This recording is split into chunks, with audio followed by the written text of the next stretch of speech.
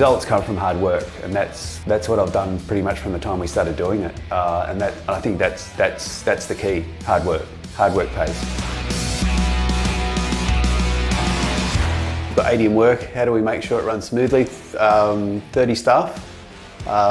They all do a good job. They all have their own roles, from admin through to work riders, ground staff, guys that do boxes. You know, it's a big operation, and I think the secret to making it run well is the people I have around me. You know, I've concentrated hard since I started training to make sure I have good people around me and people that are very good at their job, and we've achieved that.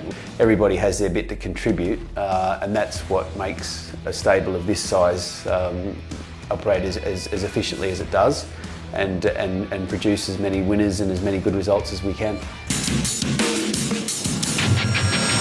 The country championships are one of the bigger reasons that I decided to close the Sydney stable, to give us access to these opportunities that we didn't have while I was running a dual stable, and you know, it was always the plan to focus heavily on highway races, country championships, Kosciuszkos. There's too much money involved, and yeah, I mean, it'd mean a lot to the stable to achieve a win in this. It's the pinnacle of country racing in New South Wales.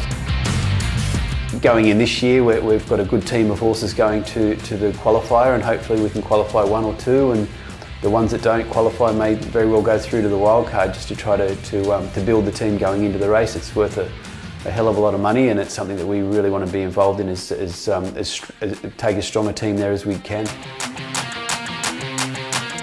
So Derry Grove, clearly probably the most talented of my horses that are going to the race. The question is 1400.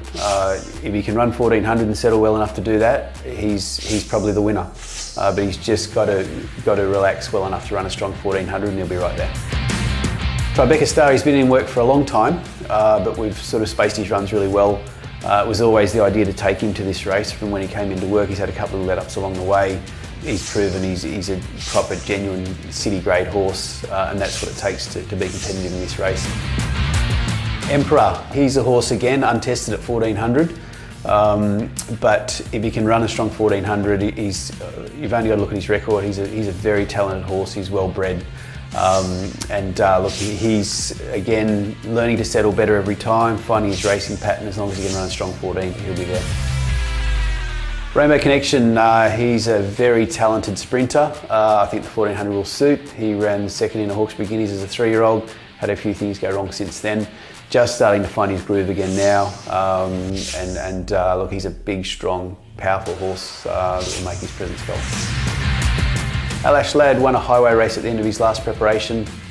He'll go into country championship second up. Nice and fresh and bright and well. He's an on-pace runner, so if either track suits that style of racing, he'll make his presence felt. Belvedere Boy's lightly raced horse, only had a few starts. He's dynamic in on high-speed race. He's got an amazing turn of foot late. He gets back in his races, but if run on suited at either race, he'll be there. What I've found is that the more winners you get, the more people want to be involved. So I think concentrate more so on getting the right results for owners, the right results for us, and the rest will follow.